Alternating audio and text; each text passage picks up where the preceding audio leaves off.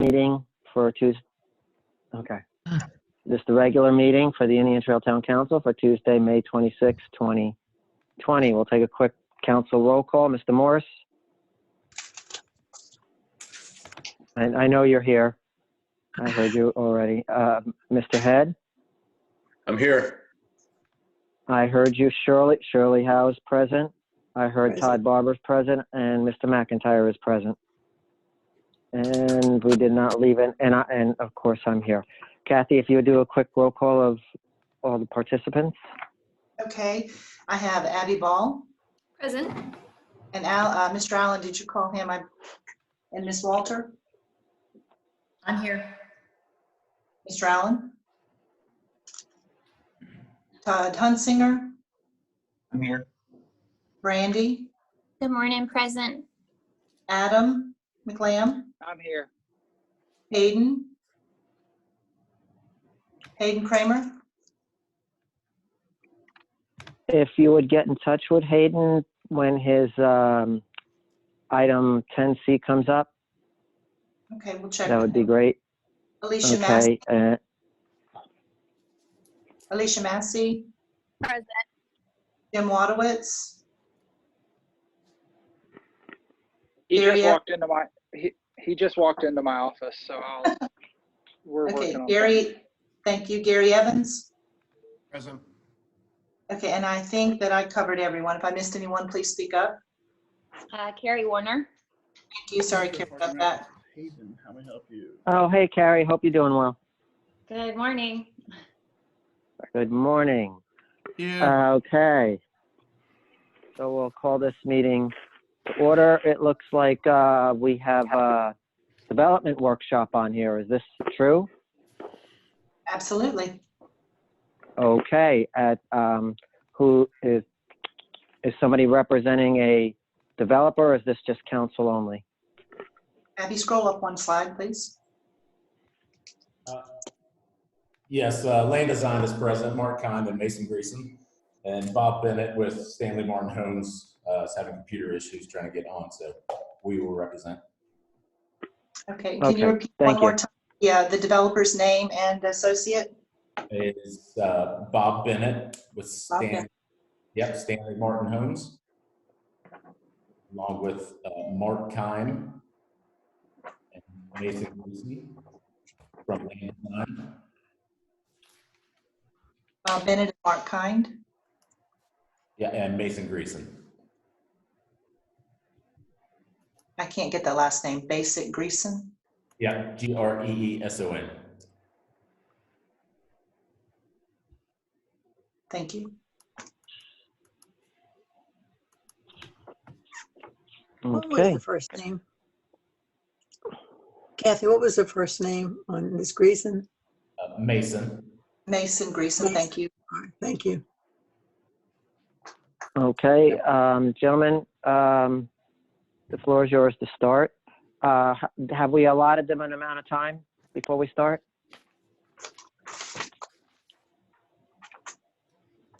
They usually have 10 Or- minutes, but there's not a specific allotted time for this meeting. They're just precluding the regular meeting as part of the meeting. Okay, gentlemen, how much allotted time do you think you'll need for this? 5 minutes. Yeah, 5 minutes, really? Okay. The floor is yours. Thank you. Thank you for this first virtual meeting to experience this. What we're looking at is a 41 plus acre site off Potter Road. It is currently in unincorporated Union County, and we are looking and requesting to have it annexed into Indian Trail. The main selling points here, we're looking at a single family detached subdivision, roughly 113 units with 2 entrances, obviously ingress and egress through there. The key factor to this one is this is zoned for Weddington schools and not for Indian Trail schools. And I guess we go to the next slide. This is the current property. 11 parcels. Yeah, so it is made up of 11 parcels right now, which are under contract with the actual property owners and developer for this portion. Consists of mainly farm land and wooded site, obviously. There's a triangular portion that will remain that is not part of our property that we will actually be surrounding with similar single-family homes. And then the next slide, just to give you a brief overall. This is our proposed layout, meeting the requirements for Indian Trail.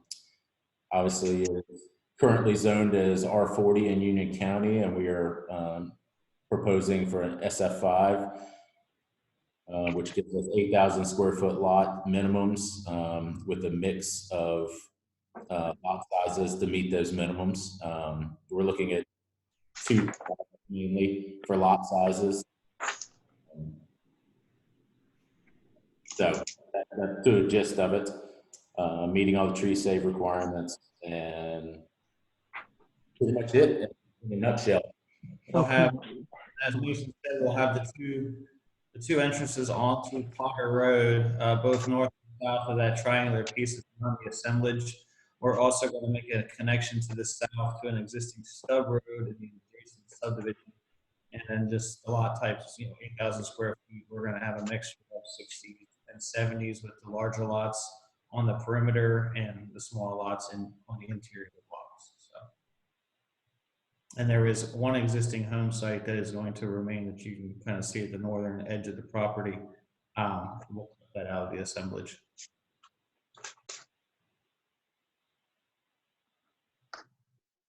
Okay. Is that the end of your presentation? Yes. Yes, that is the gist. We have some elevations, Okay. obviously typical for Stanley Martin Homes. Stanley Martin Homes acquired Essex just recently. They are mainly a southeastern builder based out of Virginia, but all of the Essex Homes guys that have been here for years in the Charlotte and Indian Trail area continue to develop this property as the same folks. Okay, before I open up the floor for questions, I wanted to ask one quick question of you gentlemen, if you don't mind. Do we have any school crowding reports for Weddington school districts? Are they aware of this? Has that been done yet? It has not been done yet. No, this is just the initial discussion is to get input and feedback. Okay, thank you for that. I'm going to open the floor for discussion, but I'll just go in order. Mr. Head? I don't have any at this time. Okay, Mr. Morse? Yeah, I have a couple questions. Right now it's zoned RA40 in the county. I believe that's what, a half acre per lot? I believe that's the smallest you can go on RA40, yes. Okay, and so my first question is why aren't you going to the county before you approach Indian Trail? Just mainly for the school districts in that area and to get obviously a little bit more density in the area with the half-acre lots wasn't working out from a pro forma standpoint. Plus, this piece of land is kind of it's wedged in between Indian Trail and Weddington. It's really not continuous with the rest of unincorporated Union County, so we felt it was best to annex into one of the local jurisdictions at this time. All righty. Just a little bit of feedback. I'm looking at the surrounding properties of this property. It looks like these are fairly large lots, maybe 1 acre or more. Jean Place Court. I'm not sure which municipality or if that's in the county. So my concern again, and this is if you talk to the other council members, they've heard this from me before. It is the developers coming and approaching Indian Trail, again, shoveling a lot of homes and, as many as possible. I would encourage you to perhaps relook at those 113 units maybe scale that back so they're not postage stamp lots, more conducive to what Weddington's trying to do in their area. And I believe what we are going to be trying to do in the Indian Trail area. I personally, I think that jumping from RA40 to SF5 is a big leap, and it would really have to have some compelling reasons as to why we want to do that to our tax base again. But just a little feedback from myself. Thank you. Sure, thank you. Sure, thank you. Okay, Ms. Howe? Well, again, I can share my thoughts, what Jerry has just said. We've got to take into consideration that our schools are getting back to the total maximum now of students in there. And we've got to look at that. Plus, we've got other road problems too. Just something to think about. Thank you. Thank you. Thank you. Mr. Barber? Yes, looks like this development has 3 entrances. Is that correct? Two off Potter and a stub road to the southern development. It goes into a different development. So will this development be in conjunction with another development's HOA or clubhouse? No, that's just an existing development that has a stub road to our property line. So we're just making that connection. Okay. And but I don't see any clubhouse or pool or anything No, for this neighborhood. no, not at this time. Not at this time. Okay. All right. No more questions. Okay, all the comments have brought up one other question for me. Has Weddington been approached yet? Or are we the first? No, we have not spoken with Weddington. You guys are the first. Okay, thank you. That's just for the record. Okay, Mr. McIntyre?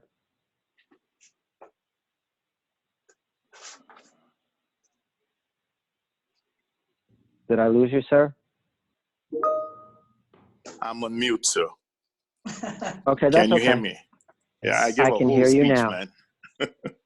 man. Yeah, I appreciate you guys coming and talking to us about this. And the feedback that we give you, this is not us being negative or anti-development. This is us giving you legitimate feedback as Mr. Howe, I'm sorry, Mrs. Howe, Mr. Moss, Barber. I don't know if Mr. Head has spoken yet, but this is legitimate feedback that we're giving you. So that way you can sort of know what concerns that we have in that regard.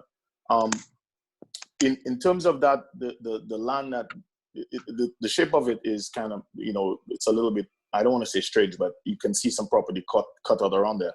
Have you guys made any effort to try and acquire this to sort of the larger home sites that are behind there? Have you guys done any of that? Yeah, and they're still in negotiations to try and acquire that triangular piece. Okay. As of right now, it is not. It's not. Okay. So, your lot size that you're looking at, I think you mentioned, you said you're looking at about 8,000 square feet per lot. Yes. So I'll tell you that seems very small, and the reason being, I think it's half an acre now. If it's zoned in the county, we're not trying to pit people against each other, but for us, I would advise you to make that lot slightly bigger, because the thing is, we're talking about 8,000 square foot. That's not even quarter of an acre, right? So we're looking, 8,000 seems pretty small, especially within that area. So that's one of the concerns that I have.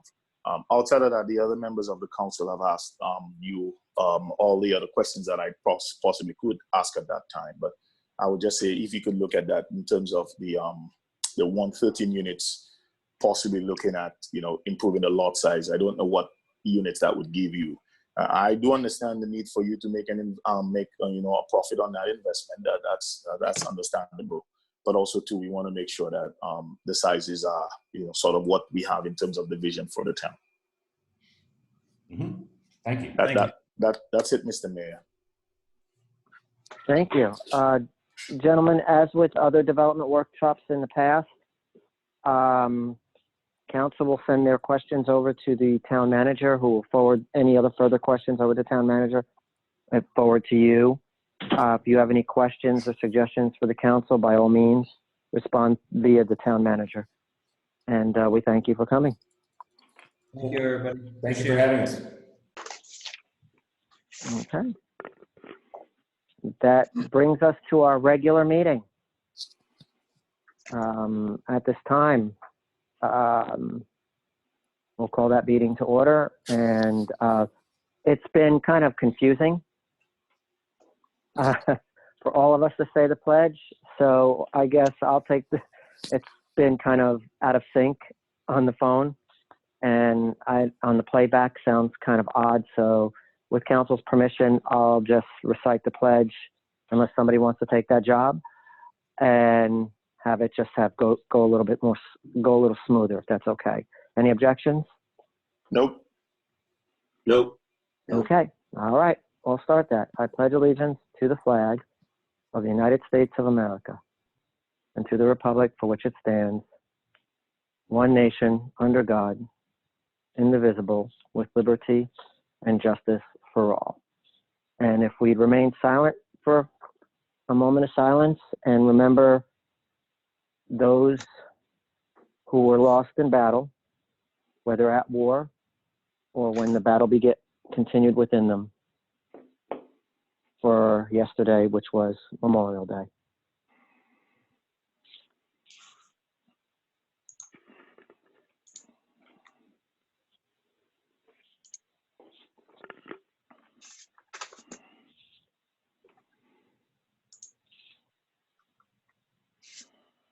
Thank you.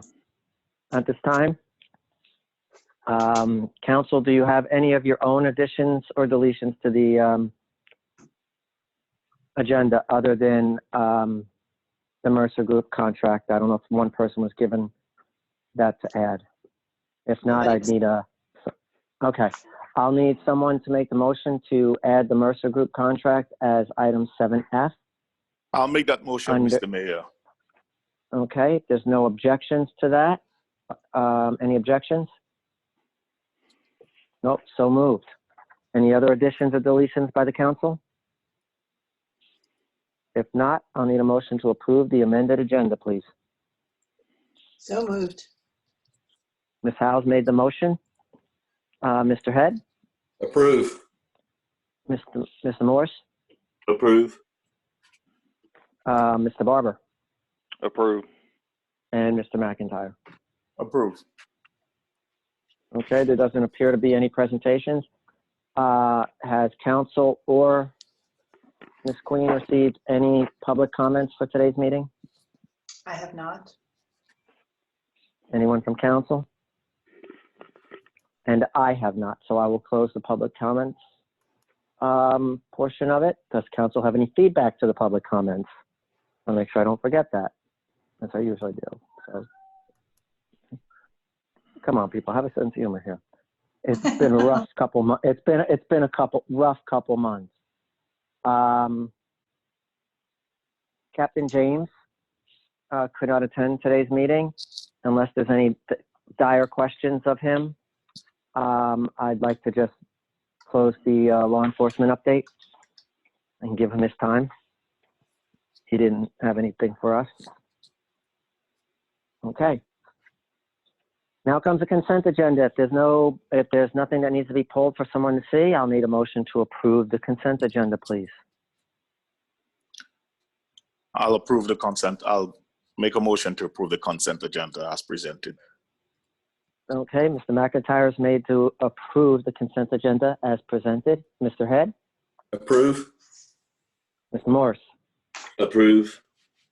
Mr. Barber? Approve. And Ms. Howe? Approved. Let the record stand. That motion was approved unanimously. No public hearings or old business. We'll move on to new business. Item A, which is an action item for vote. Pay off Crooked Creek Park debt. Mr. Wadowitz, you on the phone still? I hope. Good morning. Good morning. Oh, you are echoing real bad. If we could, I don't know what the cause of the echo is, but Mr. Wadowitz, the floor is yours for this.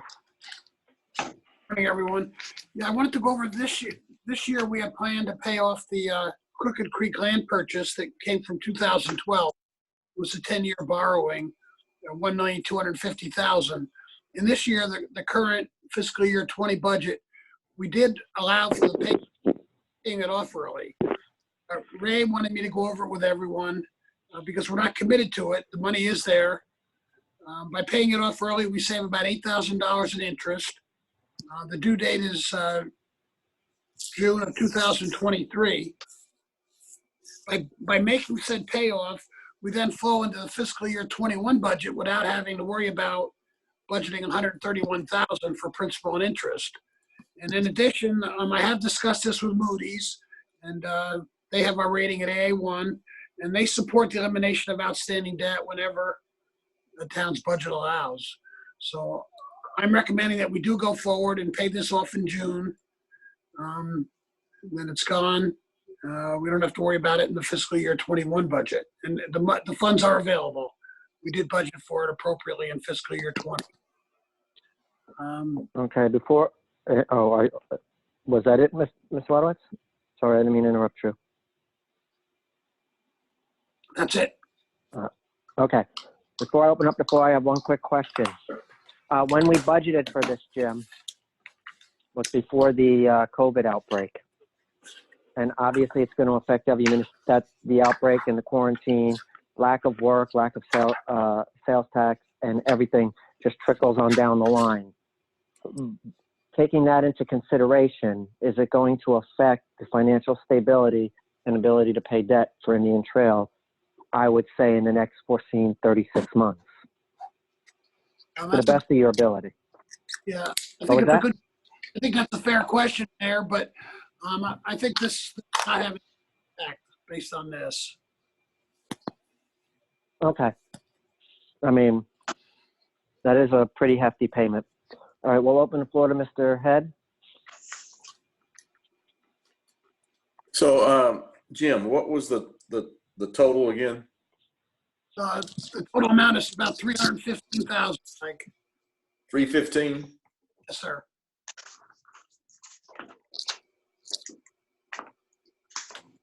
And that saves us, what interest? Approximately $8,000 in interest for the next 2 years.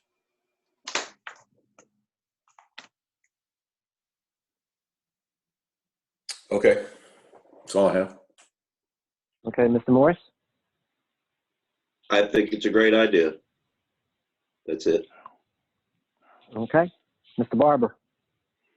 Attaboy, Jim. No questions. Okay. Miss Howe? I agree. It's a good thing to do. Okay. And Mr. McIntyre? Yes, thank you. Jim, this land you're saying is the purchase of the land at Chestnut Park, sir? Crooked. Crooked. Okay. All right. Yeah. No, that's fine. Yeah, I don't have more questions on that. Okay. If there's no further discussion, this is an action item. We'll need a motion to approve Mr. Wadowitz's suggestion of paying off the debt in fiscal year 2020 for Crooked Creek Park. And that would be 2 fiscal years ahead of time. I'll make that motion, Mr. Mayor. Okay, Mr. McIntyre's made the motion to approve. Mr. Head? Approve. Mr. Morris? Approve. Okay. Mr. Barber? Approve. And Ms. Howe? Approved. Let the record stand. The motion has been approved unanimously to pay off ahead of schedule the debt for Crooked Creek Park. Mr. Wadowitz, you may move forward, and Mr. Allen. Thank you. Thank you. Okay, Mr. Allen, item B, proposed fiscal year 2021 budget presentation. Thank you, Mr. Mayor. The board Mr. will have Allen, would you like us to pull up the summary on the screen? It will take Abby a moment to pull it up. Would you like us to bring the summary page up, or was the agenda pack sufficient? That's okay. I mean, the board has a copy of it, so we're good. Thank you. Because I'm just going to hit a couple of highlights from that. So Mayor, thank you. The board did receive a copy late last week of the budget as proposed, along with the budget submittal letter. And of course, that will now be available for public inspection. It'll be posted on our website, and copies will be placed at the local library branch, and it'll be generally available so that the public can inspect that budget. I appreciate the opportunity to present that. I wanted you to know that, and this really goes back, Mayor, to your question earlier about the global pandemic. Despite the fiscal challenges that is presenting, we still believe that the town is going to end the year in sound financial condition because of conservative budgeting, because of your substantial reserves. You know, I think the town will end up in good shape for the end of this year. The pandemic has affected our budgeting for the new fiscal year. Mr. Wadowitz has revised a couple of times downward our sales tax projections, particularly because we know for at least the first quarter of the new fiscal year that's going to be impacted. So as a result of that, the general fund that is being presented to you is essentially flat. It's about $8,000 more than the current general fund, so that it is essentially flat. There are no new positions budgeted in the budget. There's a swap of a position, but there are no new net positions budgeted. And of course, as you're aware, because of the pandemic and the financial situation, we've currently got a freeze on hiring with the town unless there's a particular reason it needs to be filled. We have currently 5 positions that are frozen with the town right now, and those lapsed salaries will go towards meeting the gap that the drop in sales tax for the current fiscal year will propose. I would say that the largest expense increase in the general fund for the new fiscal year is for the contract with the Union County Sheriff's Office. That contract will include full funding for a full year for a new investigator position that was requested by the sheriff that will be dedicated to the town of Indian Trail.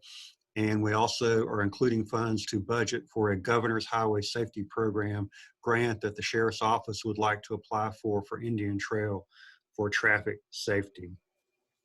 The other funds, the POW bill budget is up about 5% over the current year.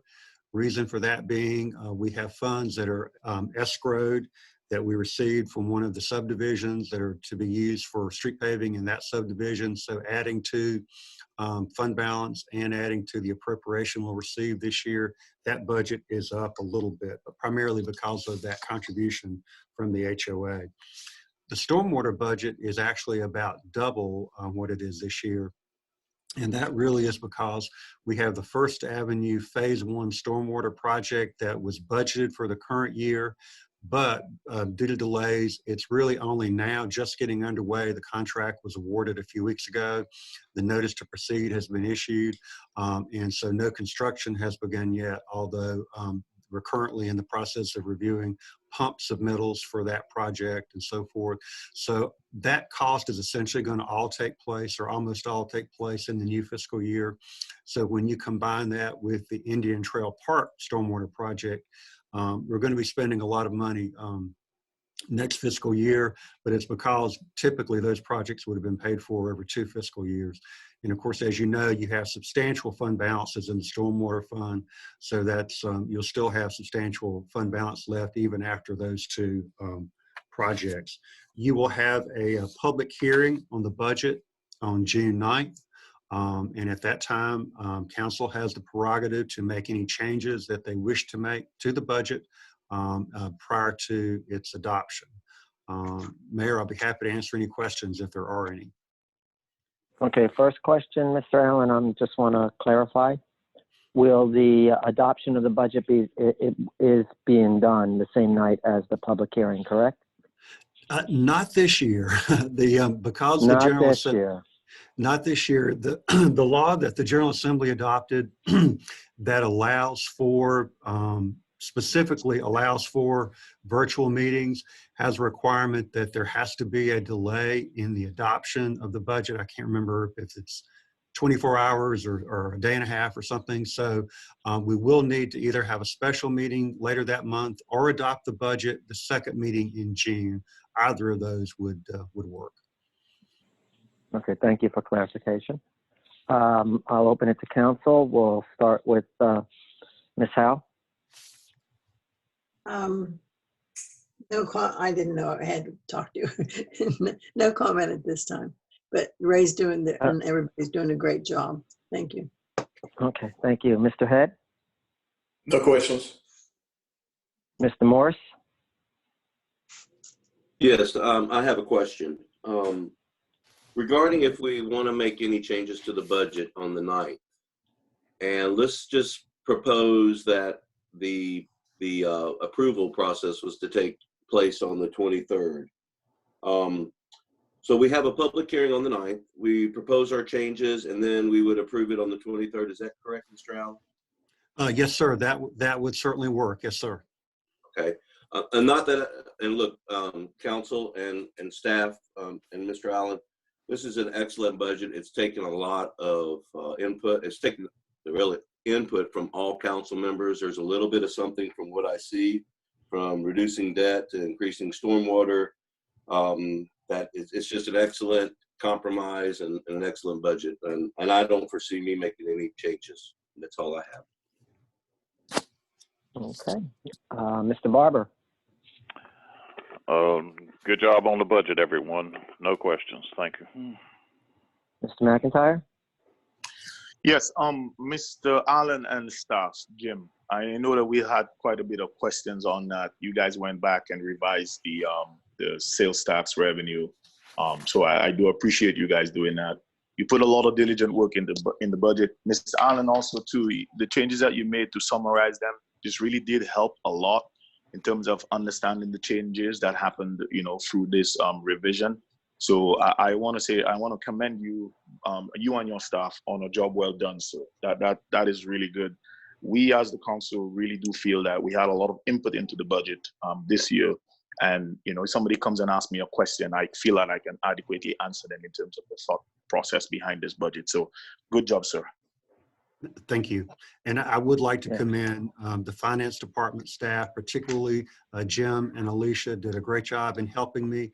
And as I said in my budget submittal letters, the department heads did an excellent job of developing their proposed budgets this year. Thank you. Yes, and I'll just add, piggyback on Mr. McIntyre's comments.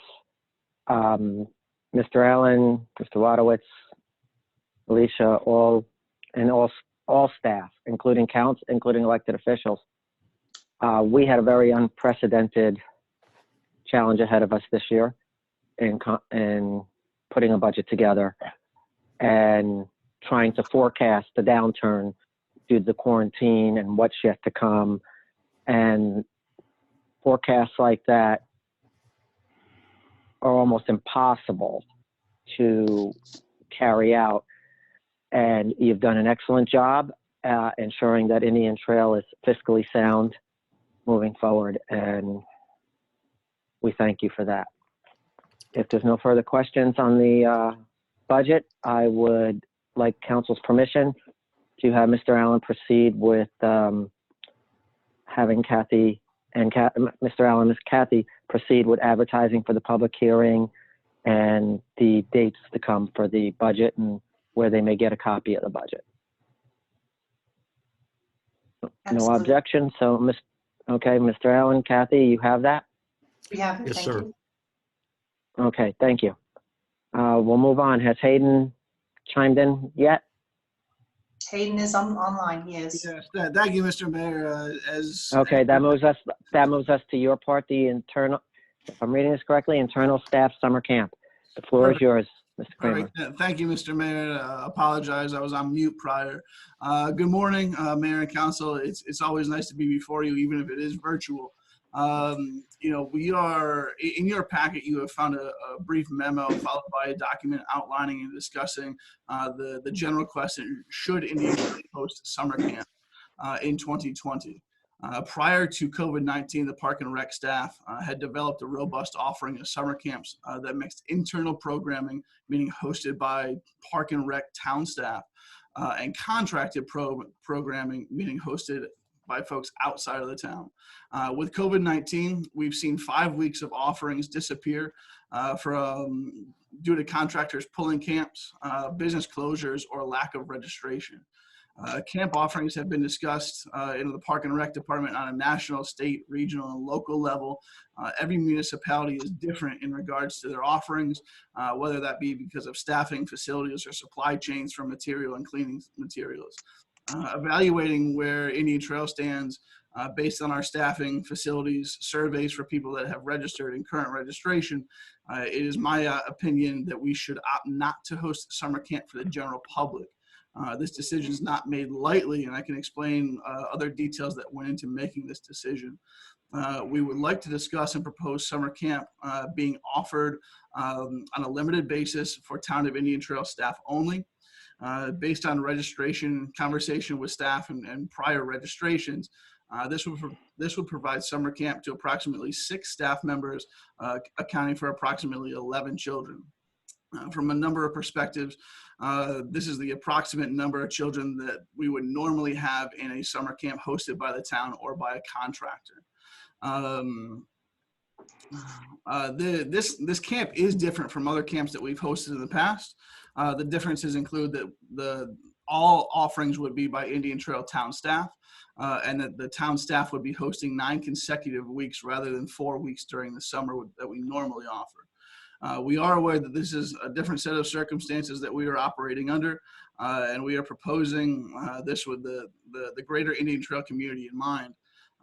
As all staff return to the building later this month and following, childcare has been noted as one of the major obstacles due to other summer camps being canceled elsewhere, daycares limiting numbers, or daycare closures. Our hope is that by offering summer camp to staff run solely by Indian Trail Park and Rec staff, it will allow for staff to return to the building and execute their job functions without having to take extended time out of the office. To still service the community, we would like to offer the camp in a box option, which would provide camp materials and instructions to be performed at home rather than on town property. As it was laid out in the document, the camp would not be free. There would be a charge, and it would be in line to what we would hope to recover for our revenue goals. The town has looked at several options for hosting and believe that the one presented and suggested would provide the maximum benefit to the community and staff. From talking with other municipalities, this option is something that has been ongoing or has been offered in other areas. Discussing with the town attorney, this is an acceptable offering if it is considered a benefit for staff and approved by town council. If there are any questions regarding the document or the proposal, I'd be happy to answer them now. If unable, I will provide some further research and push out that information. I have a few questions. Request to be recognized, Councilman. Okay. Yes, Mr. Morris, please, if you would begin this. Part of what you said that it would benefit the community as well as staff. How will it benefit the community? So from discussions, if childcare is truly the option that we are hearing, and I can speak from my internal point of view, as well as from a point of view from another staff in my department, childcare is an issue. If childcare is continually being an issue, FMLA being out of the office for an extended period of time, rather than being in the office Monday through Friday, may be the only option for some staff. Meaning that if you call my desk or you email me or another staff, that will go unreturned and unanswered or put an undue burden on other staff. So would that be the case if it was camp in a box for everyone, not just the community, but for staff as well?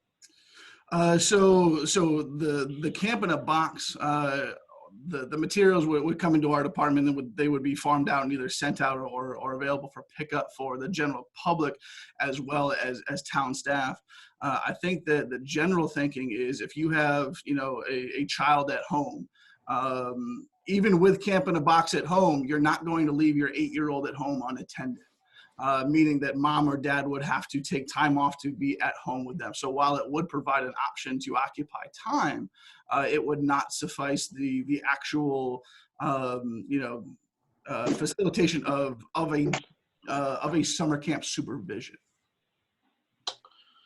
All right, okay, those are really my questions. I guess my comment on this is I'm really kind of uncomfortable denying the public this opportunity, and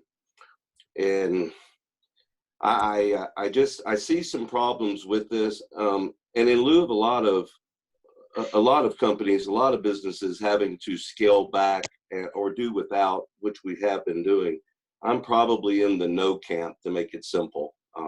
And nothing against staff, it's just I believe that the government is here to serve the public more so than to serve ourselves. So that's the premise of where I'm headed.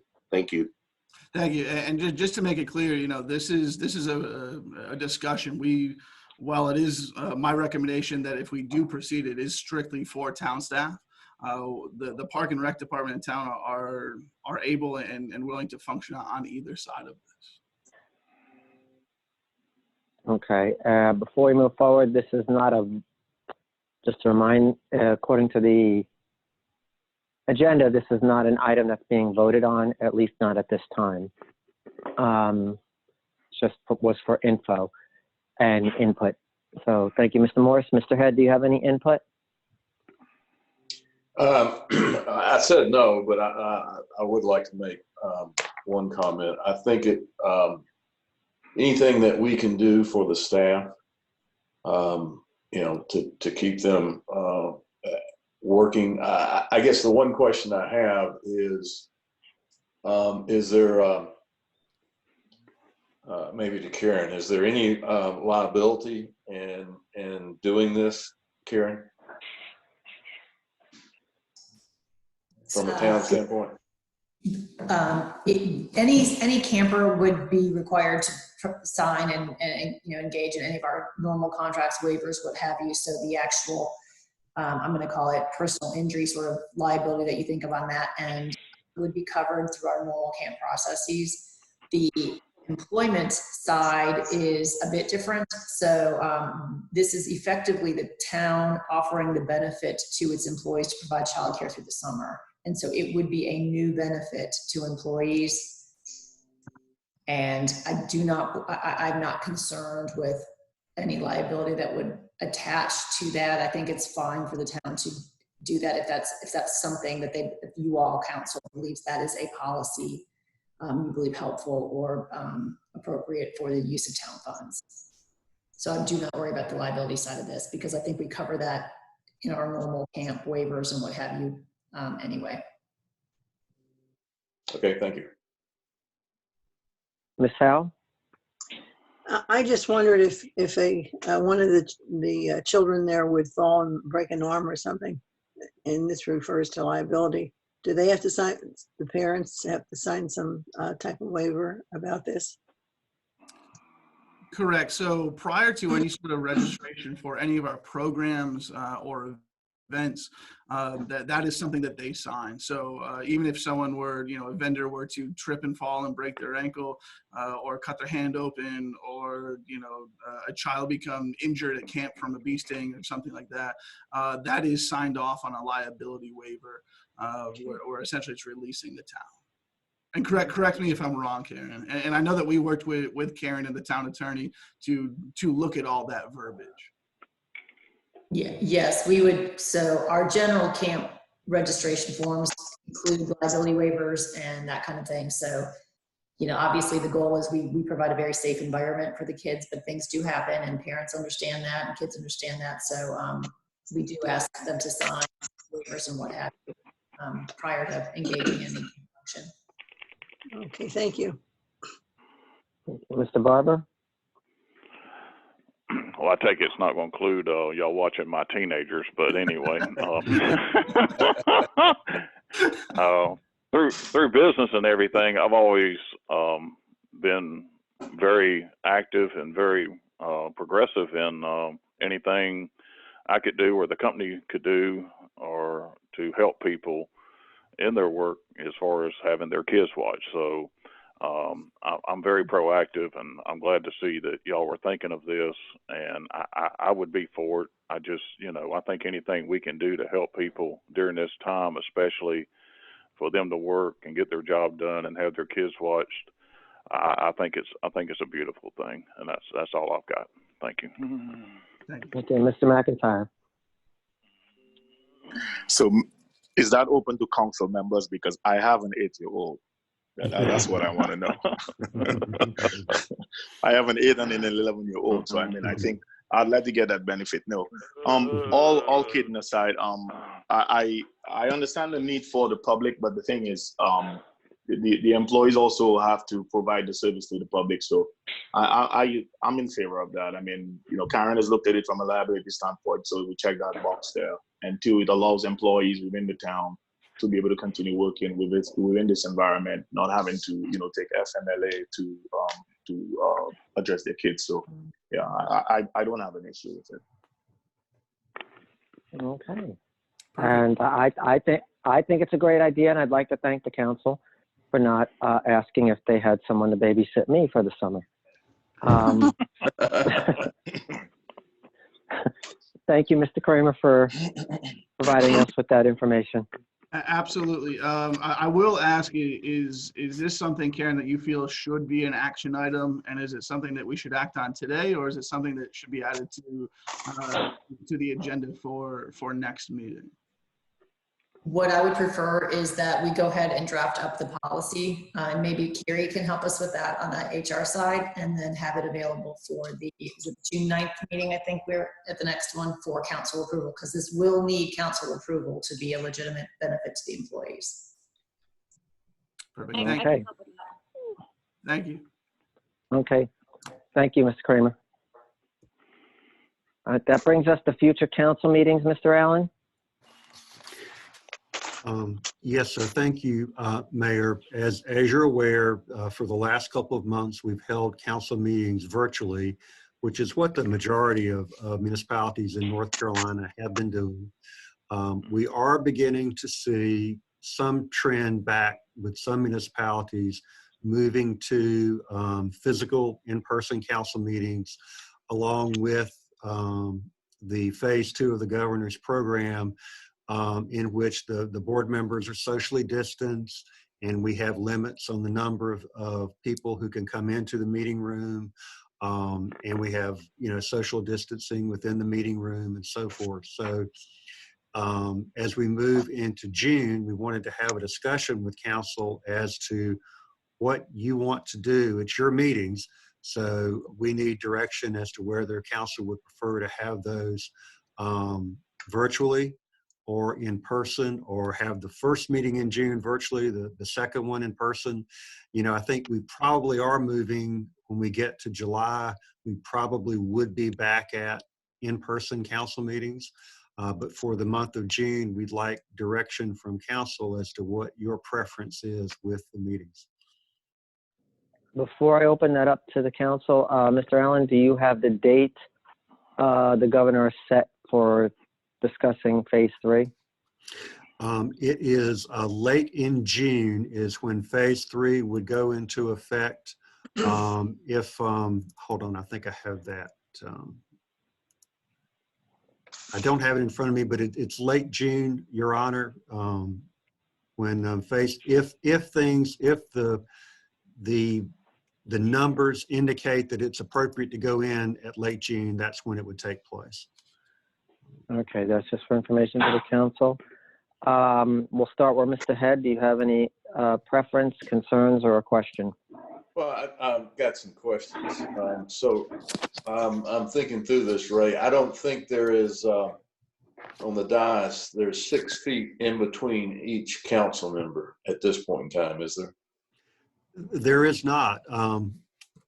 We would have to rearrange the board in that meeting room. Maybe some folks sit at the dais, other folks sit off to the sides, but we would definitely have to change the way that people are sitting at the dais. You're absolutely correct. And as I think through this, that's the really only change there would be, other than because we would do the social distancing within the people that are attending with designated seats, correct? Yes, sir. Something, we would figure out some way to Something do like that. that, right. Absolutely. Yes, sir. Okay. Your Honor, there Yes. will be capacity restrictions likely for the room. And so based on our social distancing structure, which is, sort of drawing a certain 6-foot circles and putting one person in each circle, we would limit capacity of the council chamber to whatever that number turned out to be for people, so the public would be limited on getting into the facility, into the room. I did just want to make that clear. And Karen, this is Michael, just for clarification. With proper advertising, you see no problem with this affecting the rights of any of the people, correct? Correct. We do. The town does, and the governor and the school of government has made it clear that the town has every right to restrict access for reasons such as pandemic or even room capacity. So I'm very comfortable that we can limit ingress and egress. The one thing I would comment on for the June, if this does go live, we are required to allow anybody who wants to speak on the budget to speak. And so if we do have a live public hearing on June 9th, we would have to come up with some plan to make sure that anybody who wanted to address council on the budget was allowed in. So that's one of the only public hearings that has an actual, that anyone's allowed to speak and must have time to speak requirement. So just an aside, I doubt we usually don't have that many that it would be a concern, but if we did, we would have to have a plan in place to make sure that there's a queuing outside or there's some sort of system in place to allow anybody who did want to speak on the budget to speak if we choose to do June 9th live. Okay, thank you for that. We'll move to Mr. Morse. Any questions or concerns? Well, I am in favor of us trying to return as soon as possible back to the normal business practices. But I'm also, I'm also cognizant of the fact that we have a couple of elderly council persons too. And that is a concern. Then again, there is the concern too of the logistics of doing this. So, I'm mixed on this. I mean, I'm really wanting to get back to things as normal as possible, but I don't know if that's using good judgment. I think I need to really lean on Mr. Allen and the staff to advise us, because if you're going to have public comment, how is that going to work? Are you going to have someone signing up at the front door, then you escort them to a separate room where they can then speak? Those logistics, and I can't answer that. So I'm just going to defer to Mr. Allen and staff. Okay. Mr. Barber? Well, seeing as how I'm on the younger end of the council is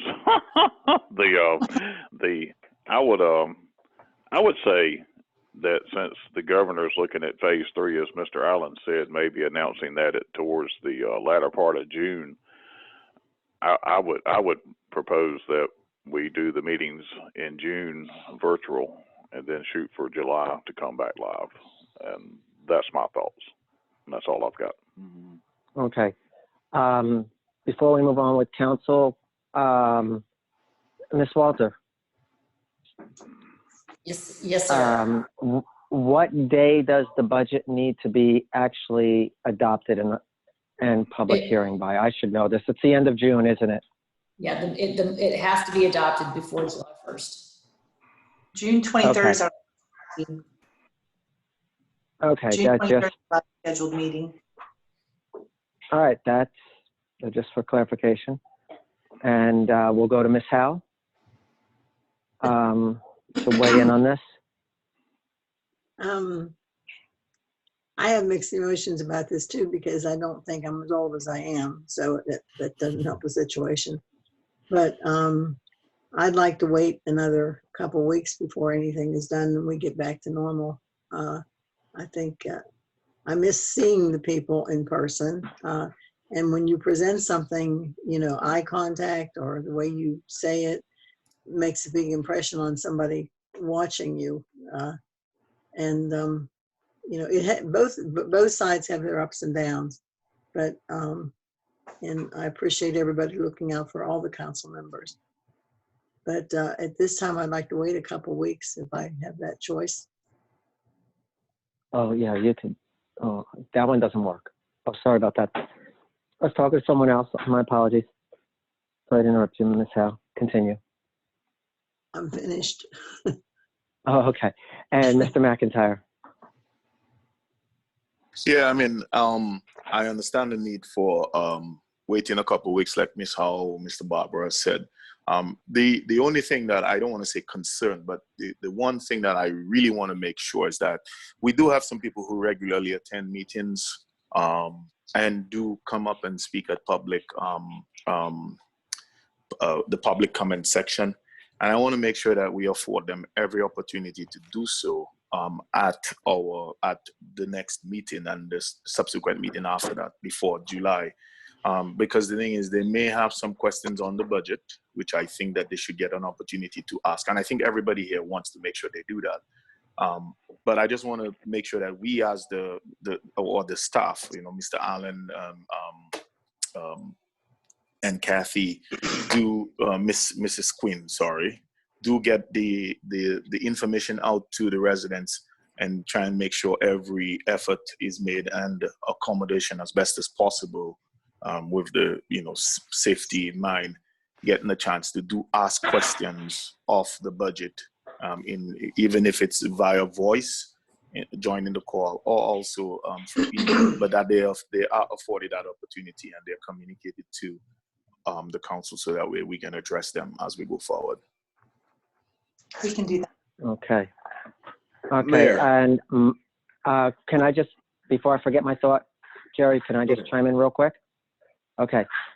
Is it possible to offer up compromise for the public comments portion where we hold the meeting virtually, but myself and possibly Abby, since she controls the electronics, actually sit in the meeting room for the meeting? And when it comes time for public comments, people can sign up in the lobby, be queued to their car, leave a phone number, and when they're like third in the queue, and then just put them in two separate places and they can come up, and have the rest of the council be either put in to the microphone there in the meeting room or through Skype for the public comments portion, to allot an additional opportunity for the public. Is that possible? Is that too difficult to do? On the legal side, I think we can try to do whatever. I think that we need to discuss mechanics of that and the ability, you know, we're basically then conducting a live meeting if people are allowed to come to the building. So, okay. But that's, I don't think that that's a problem. I necessarily a problem, because the definition of a remote meeting is when a council member is participating remotely. So we would still have to follow the remote rules regarding closing the public hearing and allowing 24 extra hours. But if there's a method that the folks at Town Hall can figure out of how to let people actually come speak through a town computer or something, I've got no legal concern that legal end. Mechanically, I'm good with that. Okay. Mr. Moore, sorry to interrupt you. We'll go back No, that to was you. me, Mayor, Mike Head. Oh, that was Mike. Sorry. No problem. No problem. Go Is ahead. there Go ahead. any way to use the community room for the citizens, and then keep the council chamber just for council and then appropriate staff? This is Adam. Muted. my microphone. I'll try and jump in and answer that question. Yes, our building is wired for overflow, but only in one direction. You can't talk. If you're in a community room, you can't talk back to the council chamber. So you could see video, you could hear voice, but you couldn't. Well, then okay, well, I was just thinking for public comments, then, you know, potentially they could come up to the dais in the council chamber as long as there was sufficient social distancing. Just a thought. Well, council's offered a lot of thoughts. My suggestion at this point would let Mr. Allen and staff contemplate the top 2 or 3 viable options. And I don't know, can that be handled via email? Or do I have to call a special meeting just for that? Ms. Walter. Mechanics, no. So what we would have to call is a virtual meeting. And so, so the meeting would be considered virtual on June 9th. And then the public comment component, there's the written public comments become available upon notice of the hearing. And so I think if we pushed out to the public that they had between the date of the hearing and 24 hours after the hearing to provide public comment, that gives everybody a pretty good opportunity, 2 weeks opportunity to provide comment. So that's part 1. Part 2, if there is a technological means by which, and safe means by which staff can assist with actually helping people call in, that's fine too. I'm not sure what the decision has been made or if it's been made about opening town hall before June 9th. I do know that many of my other towns are not opening town hall until phase 3. And so that would limit the public coming in for those comments like the mayor suggested. But I don't know what Indian Trail has decided on whether or not they're planning to open. Mayor Alvarez, may I add a comment to that as well? Mayor Alvarez? Yes, Kathy. Yes. The new bill that came out requires council to not vote on something for 24 hours. So that the purpose of that during it's a public hearing ruling. The purpose of that is to allow the public ample time to comment. So I like the idea that if we push out advertising and then the comments come into the town clerk, then we'll be prepared and give everyone adequate opportunity. Thank you, Kathy. I can't dispute that. Give them up to 24 hours. Make sure that they know that they can still have time to mail, email, phone in, drop off at the box in front any public comments they have from the moment it's advertised to 24 hours after. That sounds like the simplest decision, but council, if there's no further questions, this is an action item for June. I'm assuming just June, Mr. Allen? Yes, sir. I think, we can reassess as we get into June for July. But right now, I think we need to know with some certainty how to handle the 2 meetings in June. Okay. If there's no further questions, yes. Councilman Yes, Mr. Morris, Morris. request to be recognized. Yeah, have we decided on the time as well for these meetings? No, sir, that would be up to the board, Mr. Morris. How does the rest of council feel about going back to the 6 o'clock meeting? I think that's when it was, 6:30. 6:30. And do we want to just tie that to as far as meeting in person, remotely? My present situation remotely works any time of day or night. I don't know how it works for everyone else. But when it does come to meeting in person, I would prefer we start doing that in the evening. So I thought it might be prudent to discuss this now. Yeah, Mr. Morris, and I misunderstood your question. I'm operating under the presumption that when we go back to in-person meetings, we would go back to the normal established meeting time. Absolutely. Yes. Thank you. Okay. That's an interesting question you propose, Mr. Morse, because a lot of people are at work during the day. Councils, at their convenience, they can change the time of the virtual meeting also for the budget hearing, as to have more people at home for the biggest requirement of our duties.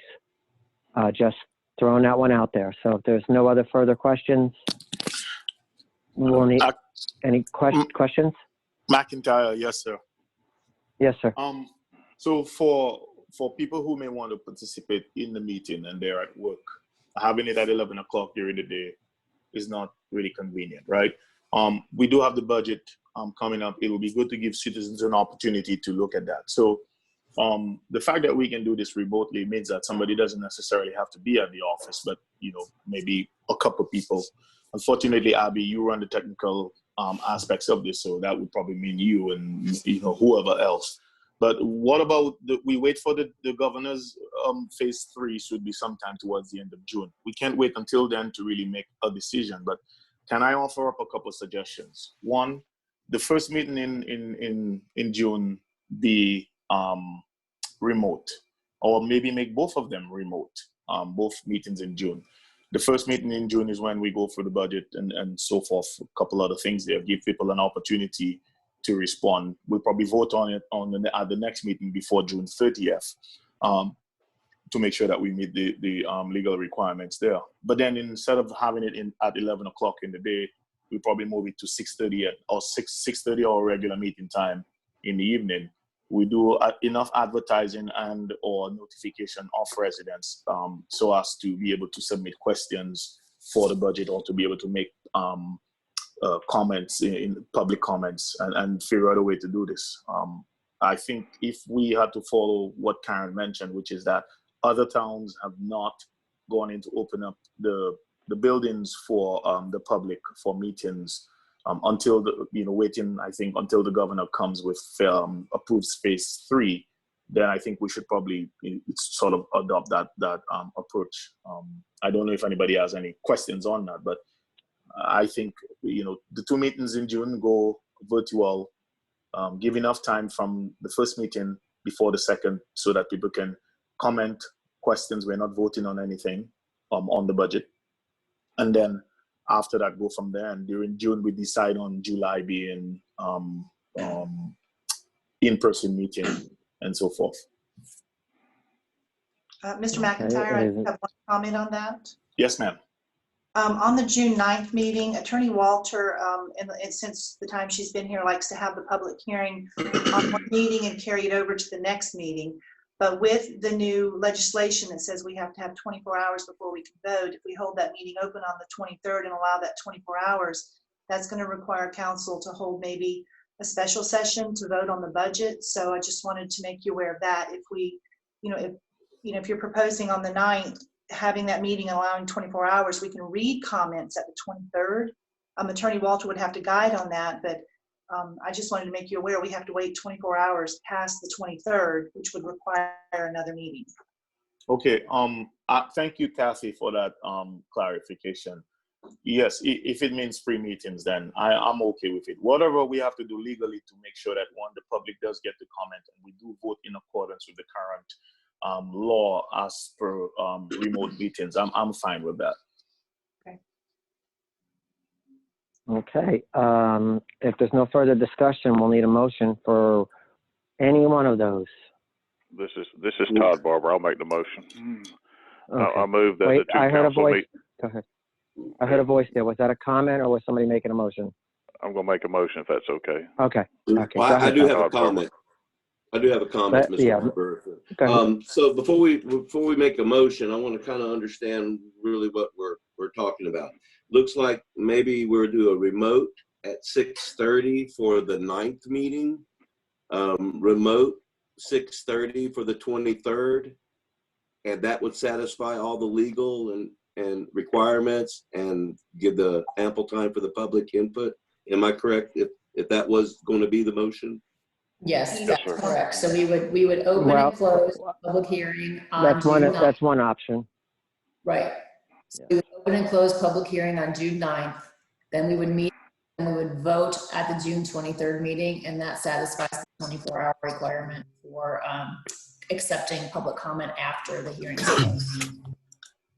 So Thank we you. can hear that afterward. Okay, well, that's good. Go ahead, Mr. Barber, make the motion you were going to make. Yeah, I made So the we know motion which one you're going to choose. I make the motion that the 2 council meetings in June be held virtually and back at the regular meeting time of 6:30. And did you want to make the motion for the voting? I don't Oh wait, know that's up about to the me. voting. That's up to me. I'll take care of that one. That one's up to me. I'll take Okay. care of that one. All right. Okay. Yeah. Okay. Just for the regular council meetings, bear with me, council. The motion's been made to make them virtually and make them at the regular meeting time of 6:30. Mr. Head. Approved. Well, so this is just the first one. Okay. All right. This is just for the regular meetings. Right. Okay. Approved. Okay. Mr. Morse. I approve. Okay. Mr. Barber, you made the motion. I approve. Ms. Howe I approve. and Mr. McIntyre. I approve. Okay. I'm asking council's permission to suspend the rules for the mayor to call a special meeting. I need a motion or a consensus. Is that okay? May I comment, Mayor? You Am will I not doing need this okay? You won't need to call a special meeting because we will be able to open and close the public comment on June 9th, and then council can vote on the budget. We can read public 23rd? comment on June 23rd and then vote. Right. Okay, so it's not past any time limit. Okay. No, So, all right, just for clarification here on the public comments, we're closing public comments 24 hours after the meeting. Yeah, so the way it actually will work is we will open public comment on June 9th. We will close public comment on June 9th. The public then has an additional 24 hours to submit comments. The board can, or the council can read those comments on the 23rd. But there's no more, the public comment portion of the meeting has been satisfied and closed. And then on the 23rd, you all may vote on the budget. Okay, is that understood? Yes. Okay, thank you. Let the record stand that is approved unanimously. Kathy, you'll get all the notices out for the change of the time? Absolutely, I will. And yes, formally, there's no notice required because you called it in an open regular meeting, but we will advertise the meetings because it is budgeted. We'll make sure the public is very well aware. Okay, thank you. And the fact that from the opening of your advertisement until I'm guessing the end of would it be 24 hours after the meeting ends? Or Well, there is no requirement on when the public can comment. I think what Attorney Walter was saying was that we can't vote until the public has had 24 hours after the right, meeting. but the public, when we had a hearing. but she did say public comments closes 24 hours after the meeting closes. We're closing the formal public hearing during the meeting, but we can't actually vote on it until 24 hours of any public hearing. But because we're waiting until the 23rd, it's kind of irrelevant. Okay. All right. So whatever. That's fine. I understand now. Thank you. All right. That brings us to discussion items. Item A, report on ownership of improvements of Sheriff's Office. Ms. Walter, this is yours. Yes, so at the last meeting, the sheriff had requested some budget funds for a fence and asked the town to contribute half the cost of the fence that was going in around town, the police department or the sheriff's office. I have spoken with the attorney for the Union County Sheriff's Department, and we've looked around town hall, and we do not at this point in time have a lease agreement with the Sheriff's Department for the use of our facilities. And so I am working with Union County Sheriff's Department right now to get a very simple lease in place so that everybody understands the ownership rights and responsibilities and the use rights and responsibilities of both the Sheriff's Department and the town with regard to the building. We will, in that document, set out the fact that the fence will be town property. So, so in the event the sheriff's department vacates our facility, we keep the fence. The second topic was a storage shed that the sheriff's department is going to place on the property.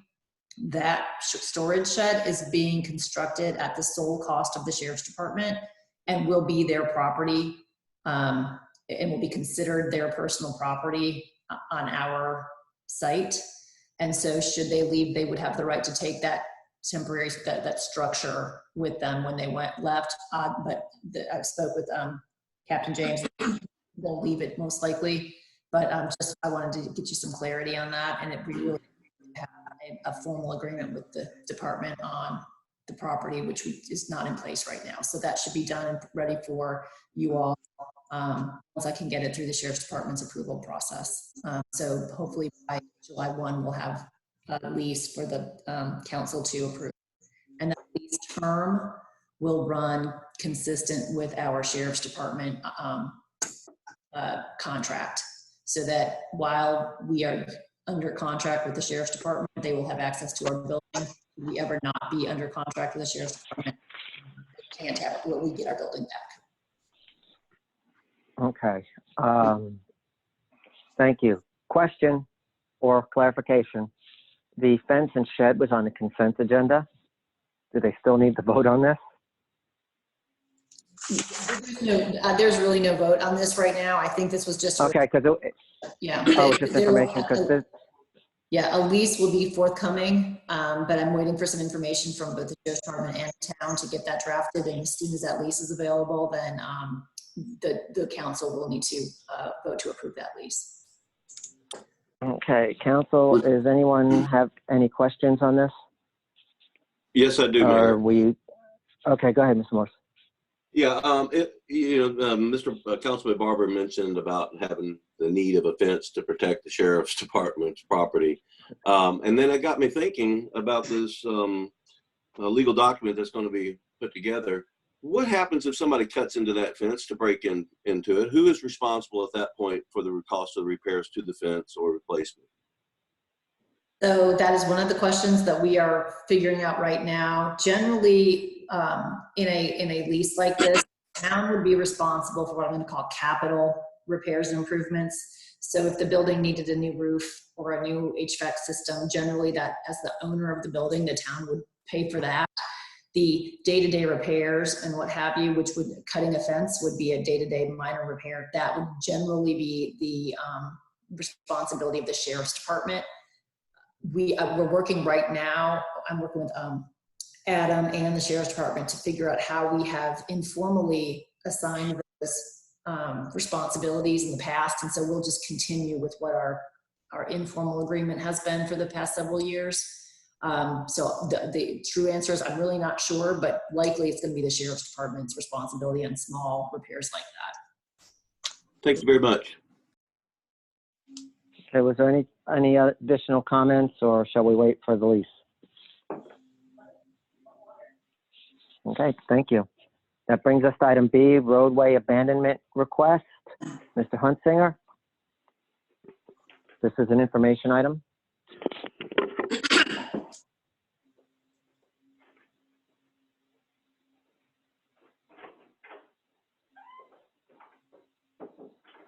Oh, is Todd with us?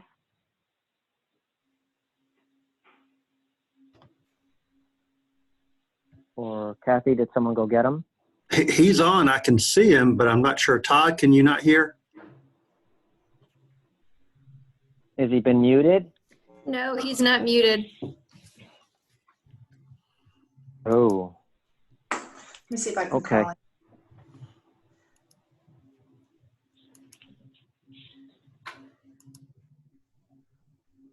I'll call a short pause till this is resolved. This is Adam. He held up. I like to say, hang on 1 second. So. Okay.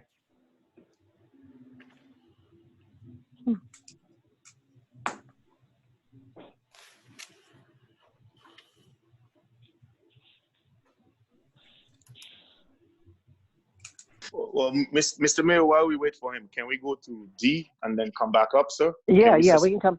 We Yeah. can do that. We'll move to the Old Monroe discussion status. Mr. Morris. Yes, sir. Thank you, Mayor. Why is it Mr. Morse, not Mr. Morris? All right, typo. No, that's okay. Sorry about that. That's okay. Quite used to it. Go It's ahead, all good. Go ahead, Mr. Morris. Yeah, so regarding the Monroe Road and the news that some of the projects were delayed, I was hoping to get more of a clarification from perhaps Todd and our CRTPO rep, Councilman McIntyre, regarding, we've already paid them $1 million. We are expected to pay them another $1 million for the right-of-way acquisition, but that won't happen until 2021. Am I correct so far? You are correct, sir. We will pay that. It is not in this year's budget because this year is 2020 to 2021. In the 2021 to 2022 budget, there is $1 million that is expected to be included to pay to pay the DOT to go towards the right-of-way acquisition. Our $5 million is to go towards right-of-way acquisition. That was what was stated. So my question is Monroe Road, is it being delayed at this point? Okay, so I was very clear in the email that I sent to everybody. I stated, and I wanted to make sure I give you guys the information as soon as I had it. Monroe Road is being delayed. Monroe Road is not the only one, but it is the one of interest to us. There is also Chestnut Parkway being delayed as well.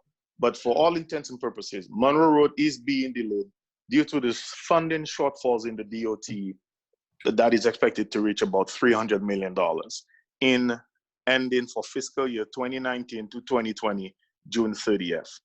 For July 1, 2020 to June 30th, 2021, there is an anticipated shortfall of $370 million for the DOT. As a result of these two scenarios with the funding shortfalls, the decision has been made by the DOT, Division 10, and other projects throughout the state. But just concerning our Monroe Road project, the decision has been made by the DOT to suspend right-of-way acquisition for at least 12 months. In the next few months, and possibly early of 2021, we on CRTPO will receive an update as to the funding. Whether or not this right-of-way acquisition will commence, we are not sure. I'm just giving you the information that we have. This is no way a decision made by the town of Indian Trail or us as CRTPO delegates. It is simply what the DOT has instructed us that will happen. Thank you for that. So my understanding is it looks like they possibly will suspend the right-of-way acquisition, but does that mean that we are suspending our payments to the DOT? That is not something that I brought up for discussion among the CRTPO members. I didn't think it needed to be discussed then. I have since had a discussion with Neil Brook out of the CRTPO there. I had a discussion with him on the day that I sent you guys the update, and I only sent you the update after the discussion. Right now, that is something that we have to sort of sit and discuss in terms of suspending payments and so forth. It was too soon to even go into that discussion very deep, because these are all unknowns. It's projections from the loss of the driving, people driving their cars, therefore filling up more gas tax and all the other associated taxes that go towards making up that budget. So right now I cannot tell you, and they cannot tell me, because they just don't know. But I know for a fact that we were told this project, along with many others, are being delayed, especially because it was about to begin right-of-way acquisition. So, and the reason I'm bringing this up, and I then requested a copy of the contract that we have between the town and the DOT. And maybe I overlooked it, but I didn't see any protections in there for the town regarding, payment when they're not delivering on any of the right-of-way acquisition. I see I see protections to the DOT, but not to the town. Am I missing something? Are we at risk of sent them $1 million now with nothing going to come of it for the foreseeable future? I can try to answer that question. Can y'all hear me now? Yes. Yes, sir. I reread the contract, and basically, you know, you have an item 11 under additional provisions. It basically says that, you know, this agreement is based on if the department has the funding available. So to me, the way that reads is if they don't have the funding and this project is shut down, then these terms don't have to be complied with until that funding is reauthorized. So to me, if we get in the fiscal year 2021 and they got this project so shut down, then we should have, and Karen, you tell me if I'm wrong with this, but we should have a little leverage saying, well, look, you know, you continue to have this project shut down, we shouldn't have to pay based on the agreement, the terms, until we know for sure that you have funding authorized. So that's one protection. The other one was, we did discuss over the phone, I did, with DOT about certain protections, and this agreement would probably not be fully executed by the NC Board of Transportations if we had put some kind of clause in there for,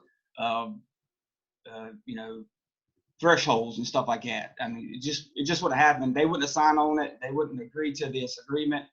And I think that was kind of stated in one of the council meetings a while back verbally to the council. I could be wrong with that. But again, this is the agreement that we came up with the DOT.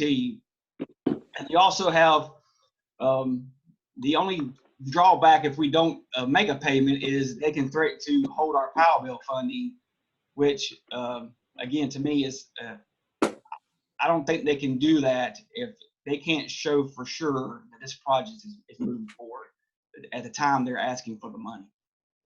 So that's just my opinion. That's all I'm saying. Could Ms. Walter chime in on this, please? Yes, please. Yes, certainly. So Todd's spot on, and I have not reread the agreement recently, but if the project is not funded, we're not paying, and we'll figure that out when the time comes. But I would certainly advise that we're not going to be filling up DOT's coffers when they don't have a project funded and active. Like I said, I will reread. The $1 million is in their hands as of today. You know, and like I said, let me reread. Legal advice I will give in closed session. But we do have a year to monitor what's going to happen, and so I'm going to recommend that we do just monitor this unique crisis, that we monitor over time, and we will be ready to have an answer when and if the time comes. And again, I prefer that the rest of my advice happen in a closed session on the legal side. Sure. The $1 million that we've already sent DOT, that came out of the bond money, is that correct? Yeah, this is Jim, Jerry. Half of it came out of the bond money. In April 20, we sent $1 million. 500,000 came out of that $10 million bond that was authorized and approved, and the other 500,000 came out of the debt service capital reserve account. That's the nickel on the 18.5 cents from our property tax and motor vehicle. So that's how the first $1 million was. Yes, sir. Thank you. So we're going to be paying interest on the 500,000 that we borrowed from the bond. What would that cost us at the end of the year? Do you know, Jim? I'd have to get back to you on that, Jerry. It's tied in with some other money, but we are paying on it. Yes. Okay. Yeah. If you could, I just wanted to bring this up because, you know, when I saw the letter and it looked like, okay, well, they have $1 million and now the project may not be funded and it could just be lingering out there for years. So how long until DOT, you know, one, ask for another payment, then two, starts delivering on the first million. So that was my concerns. Thank you, guys. If I can just add one thing, sir. The 500,000 that Jim is speaking of in terms of the bond money, that money has been drawn down for years now, and we've been paying on it, right, Jim? If I'm not mistaken. If I look at the budget book before me, we have an additional 9.5 in bond money remaining here. But the street, the Old Monroe Road, we've been paying what, 1.5 to 2.62. We've paid about $177,000 in principal back. We have 322 outstanding, and the debt service in principle is like 20. So it's like $32,000 every I think a year or every 2 years or sorry, every quarter or something. But in any case, money has been drawn down. So we've been paying on this, even if we never gave them the money. We just recently did so, giving them the 500,000. But we have 322 in principle outstanding on that. The other 9.5 million for the Monroe Road, we've not drawn down any money yet. That is still a discussion that we'll have in the near future. Yeah, and if I may, one other thing, I do know this does sort of cause some concern regarding our ability to issue any more bond funding because of the timing. I believe Jim will know better than me, but we are limited in the amount of time we have to draw down those approved bonds.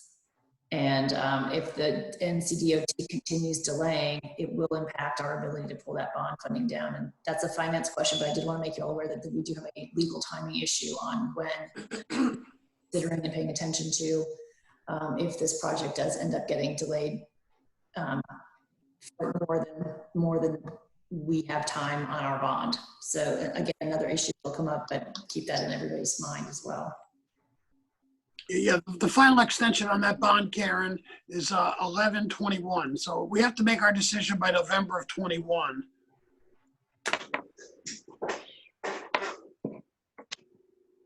Thank you.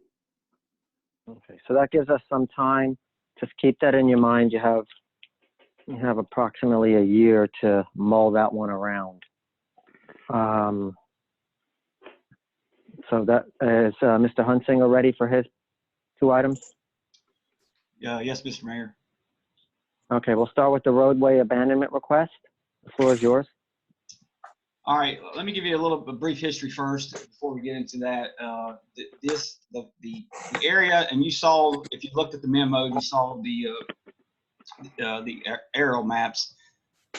This area is called Rosemary Park Subdivision. I'm sure at least some of the council knows about this area from past history. I mean, this area has pretty much never been developed. It's very small lots. They have issues with septic out there. If you want to run a news store, you have to run it from 2,000 feet away, so nobody's going to do that. So if somebody builds a home out here, they have to pretty much buy 2 lots to build so they can get a septic on there. So very challenging place. It's really never grown.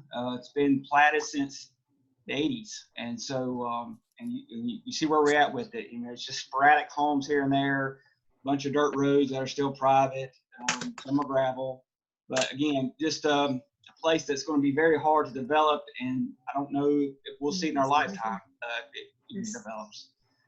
This gentleman came to us a couple months back asking to see if he owns the lots you saw on the memo.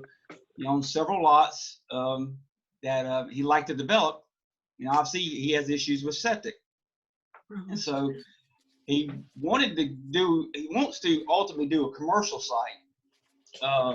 But after talking to him a little bit more, he is willing to try to sell, because he is a landowner / realtor. He would like to try to sell as well, if he can, just residential homes. So technically he wouldn't want to, he doesn't have to go to a rezoning if he doesn't want to. But regardless, he would like, to get the council's opinion on as far as the abandonment of the right-of-way, which was shown on the memo, which is it's along Paula Lane, and it's between Brown Lane and Woodlawn Lane. Very short piece. It's a wooded area. It's never been even discussed being developed or the road being built by any person in my 10 years being here, or over 10 years being here. So staff-wise, I don't see it being an issue with abandoning that right of way, because that the way that plat is laid out, it's a very block system. There's other ways to get around to build roads if somebody would come and build the roads. But again, we wanted to, he wanted to throw it out there to see if we had, the staff had, council had any pushback on doing it before he moved forward with any potential selling of the property or anything else. He needs that right away for some of the septic field to make those properties work, and that's the issue he has. Hey, Mr. Mayor, can I just ask for a little bit of assistance here? Because we're on a Zoom meeting, is there a way that we could bring up the agenda to see that particular item? I mean, I have it on my screen, but then I have to get away from Zoom to do this. That way we can probably ask Mr. Hunsinger some pertinent questions to that particular item. Is there a way to bring that up? If you'll give me a moment, I'll give it to Abby, and I think she can pull it up. Thank you. Thank you. If you want to, we can go to the next item and then come back to this. Yeah, go right ahead. The Chestnut Parkway. Yeah, I want to give y'all an update on Chestnut Parkway Phase 3. As Marcus already told y'all, the 5808, which is the DOT's portion of Phase 2, what we call staff-wise called Phase 2 Chestnut Parkway, is obviously officially delayed. I got a feeling it's going to be delayed for the next 12 months. Right, as a town, this project, we're ready to actually go into right-of-way acquisition. And we have the plans, we're ready to go. But I wanted to bring it before council and get your opinion on, do you feel like we should continue on and go ahead and do at least negotiate with homeowners? I know DOT was negotiating, but they weren't going to write any checks at this moment before the pandemic happened. Of course, the pandemic happened and everything else blew up. But for us, do we want to go ahead and get a contract with a right-of-way agency and start doing these negotiations, or do we just hold off and just basically shut the project down for now and just wait till we hear back from DOT about when they're going to move forward? They've already started right-of-way acquisition negotiations, so I would say, just this is a guess, they're probably over 50% done with theirs. But again, it's obviously money, it's all town funds. Do we want to move forward and get it done and get it over with and then wait on the construction later on? Or do we just shut it down and just, start right away when we have a comfort level with the DOTs moving forward? And that's kind of why I wanted to present this as a discussion item. Okay. We'll start with you, Mr. Morse. Yes, pretty much land doesn't get any cheaper. And unless there's a real significant cost to the process, I would say we just proceed. That isn't a long-term plan. So I don't see any reason to delay. Oh, okay. Mr. Head, did you have any comments or questions? No, I would agree with Mr. Morris's comments. Okay, Ms. Howe? I would agree also with Mr. Morris. Mr. Barber? Oh, sorry. Mr. Barber? Yeah, I agree. Keep moving forward. And Mr. McIntyre? Yep, future value of money. So I say let's go ahead. Oh, okay. This was, all right. You've got a consensus there, Todd. I appreciate it. We'll okay. Now, okay, we can go back to the roadway abandonment. Has everything been fixed on that? Can you see it now, Marcus? Yeah. All right. Okay. Abby, one more slide and just show them what we're looking at so they can see what they want to see.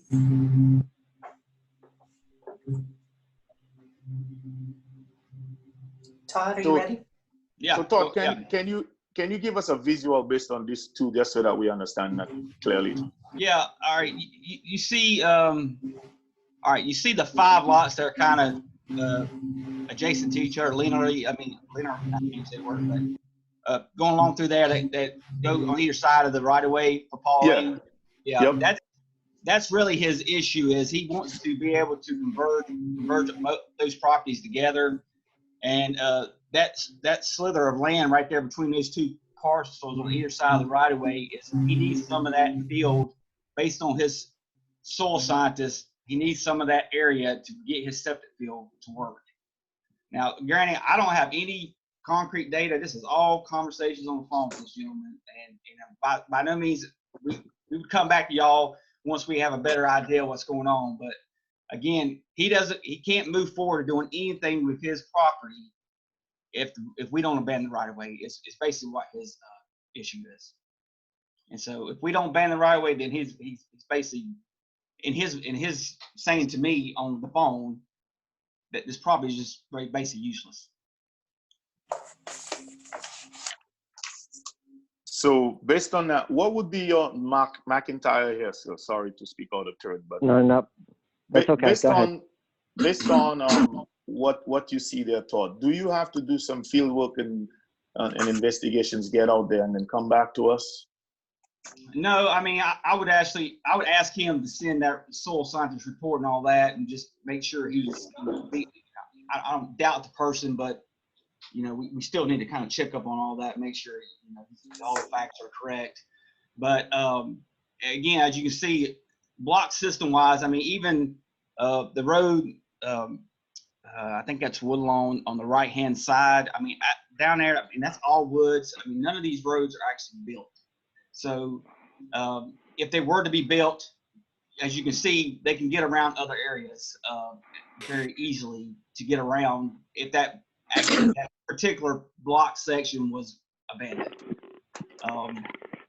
And obviously we've done some of that with the church already a while back. They bought a bunch of land south of that picture to continue their moving forward with their phases. They're wanting to expand because obviously we know as a town, it's just going to be hard to develop that area, and it's going to be hard to get somebody to build those roads and everything else. And we've had maybe 2 developers in 10 years come out and say, yeah, we're looking at this.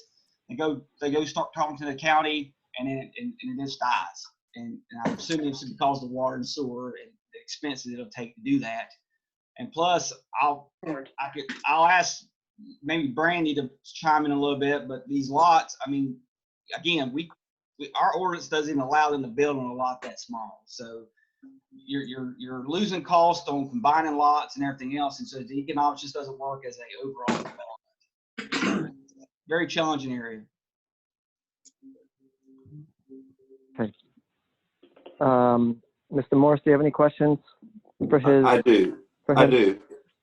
Is this the property that we were approached a couple of years back about rezoning it for some kind of trucking logistics company? I believe you're correct. Okay. And so is water and sewer, are both of those available to those property owners? The water is fairly available. The sewer is not.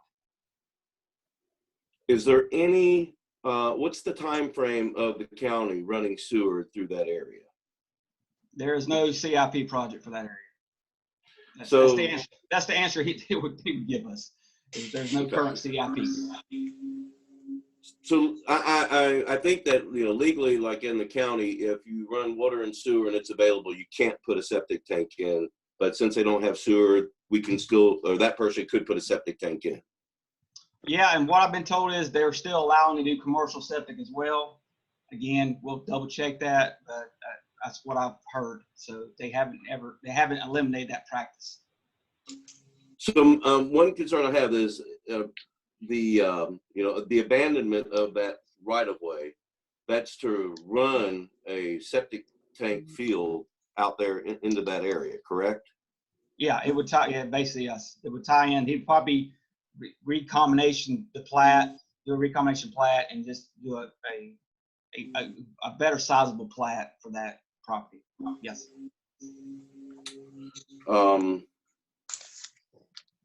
Okay, I suppose I've probably answered my why as to why he would want to do this. I would first, I guess, if I'm reading the tea leaves, we're going to be reapproached again by the same developer from a couple of years back with the same project, but that's yet to be seen. All right, thank you so much, Todd. You're welcome. Okay. Mr. Head, did you have any questions for him? No, sir. Okay, Miss Howe? No, sir. Mr. Barber? No, sir. Okay, and Mr. McIntyre? No, sir. Okay. Thank you, Todd. All right, thank you. Okay, that brings us to the manager's update. Mr. Allen, do you have anything else to add?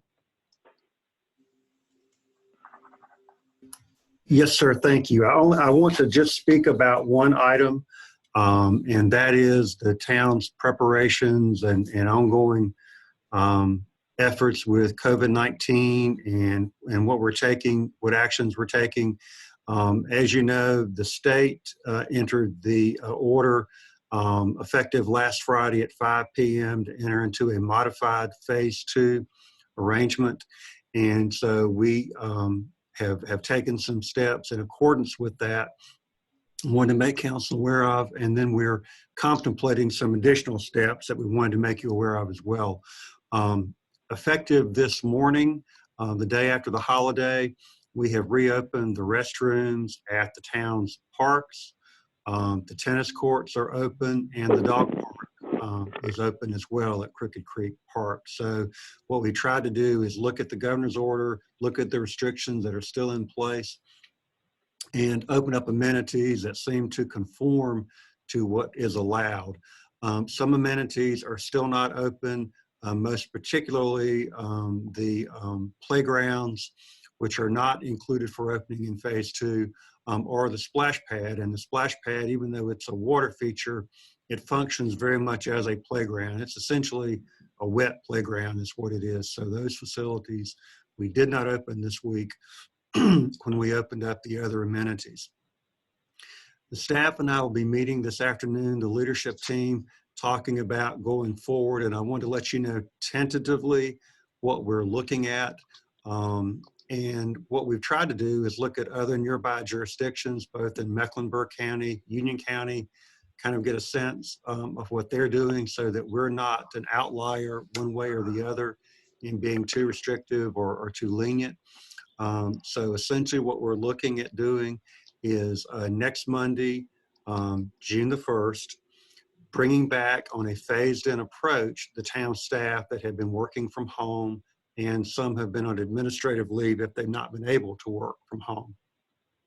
We're not proposing to bring everybody back at work all at once, but over the course of the next few weeks until we get to phase 3, we would have employees coming in sort of maybe half and half at a time, and then with some continuing to telecommute on the days off, or in a few instances, continuing to telecommute. And then we're looking at also opening up Town Hall next Monday, June 1st as well. Ms. Walter mentioned that some of her clients are not opening up just yet. I suspect they're in Mecklenburg County. Mecklenburg County is taking a little more of a conservative approach, but I know that the Monroe Town Hall is opening up on Monday. Stallings Town Hall is open. So we're kind of looking at those for some guidance as to what, and of course, Union County facilities are open as well. So that's kind of what we're looking at. We feel pretty comfortable about opening up Town Hall here because you actually have a relatively small number of people that actually come to Town Hall. We've been doing it by appointment only so far, but we do see people drive up from time to time looking to try to come in, and we think we can do that safely. Your Town Hall is designed actually extremely well for something like this because we can essentially close off everything except for the lobby. In the lobby areas, the 2 reception areas on either side of the lobby have glass plates. We're putting markers on the floor to keep people 6 feet apart. We've got hand sanitizers available. And actually, Adam McClam and Carrie have worked together to put together kits for all of our employees for PPE hand sanitizer, mask, instructions, and so forth. So we're going to be operating kind of in a conservative environment that employees inside their offices, they won't have to wear masks, but we're asking employees when they go out in common areas, such as restrooms, hallways, et cetera, to wear masks. So we're trying to be pretty careful about how we approach this. Nothing has been promulgated yet to the employees, but that's sort of what we're thinking at this time. Just want to make council aware of that, see if there are any concerns or any comments from council about the direction that we're going. And of course, as we do this, we'll make the public aware. Abby has already made the public aware about the parks amenities that were open this week. And as we move forward with other things, we'll make the public aware of those as well. But Mayor, I'd welcome any comments or questions about that. Okay, Mr. McIntyre? No, I don't have any questions or comments on that, sir. That's fine. Okay, Ms. Howe? I just want to let Ray know that we really appreciate the help we've gotten from him, and he's working very well with the employees, and that's good to see. And I wish we could keep him, but that's just my opinion. It doesn't count. Thank you. Thank you, Ms. Howe. Thank you. Thank you. Mr. Barber? No, good job. No comments. So. Okay. Mr. Morse? All good. Okay. And Mr. Head? Good job. Yeah. And I agree with all of them. Great job. Okay. That brings us to council comments. Karen? Karen McIntyre here. Can I request to go first? I have a meeting starting in 5 or 6 minutes. Yes. Absolutely. I mean, that's fine. Go right ahead. Karen said your name already. Oh, thank you. You just didn't hear it. All right, thank you. Just a couple quick comments. Listen, I want to just encourage each of you to follow the directions, the directives coming from the president, the governor, the county, and the town. Please do so. Secondly, staff. We've had the COVID-19 affect us all, but things have kept running. We've put Ray, you and your team there, the staff down at town hall. You guys have done a really good job on the budget, preparing it and having it to us, and you jumping in the middle of this, and you and Jim, giving us information that we really, really need. Jim, thank you for your honest suggestion today or advice in terms of the debt, paying it down. That was good. When you speak and you tell us something from a financial standpoint, we may have questions, but we do seriously take your advice. So thank you for that. And everybody in council, again, it's great to see how each of us are working together, doing things in the best interest of the town. Karen, thank you for your advice. And everybody have a great day, including those who are listening. Have a good day. Thank you. All right. Karen, you're back on. Mr. Head. Mr. I just would echo Marcus's comments. It's great to see that the town is functioning extremely well through all this. Thank staff. Again, I think fellow council members and the mayor, we are working together, and looking forward to the next steps when we can start being together. Everybody have a good day. Thanks. Mr. Barber. I'd like to thank all the department heads and Ray and Karen and council and mayor and everyone in their great job and we're doing on the search here for the next town manager. Just really appreciating everybody taking the time to get involved in that and do it the right way. I'd like to thank the mayor for actually being a good inspiration in the way you've handled this thing with your arm and everything. It's really just been admirable the way you've handled this, and I just got to say that's very inspirational to anyone who's ever gone through a tough time. Next is I'd like to congratulate all the graduates out there, including my son Andrew, who graduated from the Union County Early College High School. I know you got all the daycares, the kindergarten, the 8th grade, the high school, colleges, and all the graduates out there where everybody's missing their graduation, but I just want to give a shout out to all the graduates and say, we're proud of you. Thank you. Mr. Morse. Yes, very good discussion as usual with council and staff, providing us the much needed information for us to hopefully make proper decisions. Very pleased with the budget. I can't say that enough. Everyone has tightened their belts, and that is greatly appreciated. We are the taxpayers' custodian, or the custodian of taxpayers' money, and I think that's one of the concerns that I have, especially with the Monroe Road. That's such a big number, and then not getting a commitment from DOT whether or not they can even make it. But that is, the taxpayers' money, and we definitely want to make good use of it. And speaking of the taxpayers' money, regarding these camps, I think we're all in this together with COVID. And to me, it's like it should be, again, going back to that, it's either a no or a yes to everyone. Just bear in mind that a lot of the children are a lot of the carriers. So I just want to point that out. And then this is the taxpayers' money, and we want to make sure that we are treating it properly. Great meeting. Looking forward to the 9th, and I hope you all have a safe week, and looking forward to getting back to normal. Thanks, guys. Ms. Howe. I thought I gave my comments already. Yeah. Did you? No, you. Well, I'll Do you have any further? I wanted to say, Ray, remember that?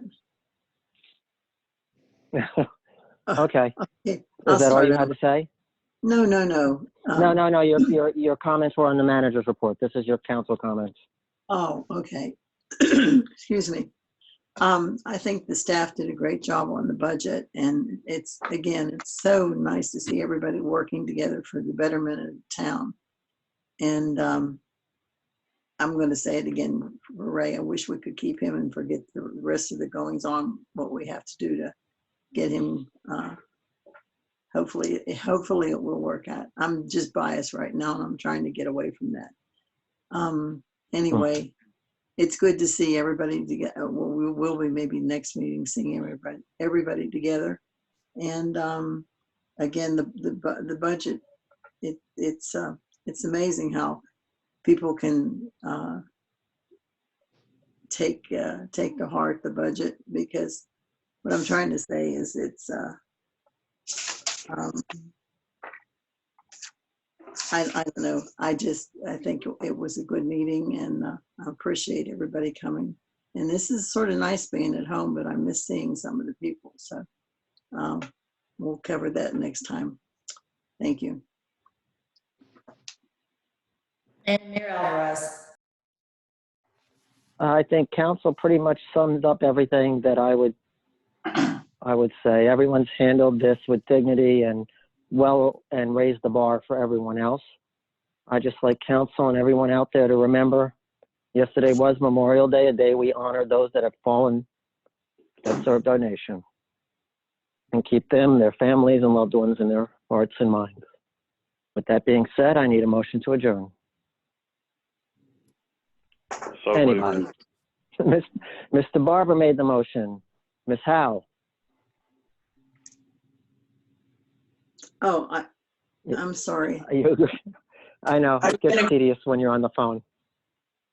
I see, agrees. Mr. Head? Yes. Approve. Approve. And Mr. Morse? Approve.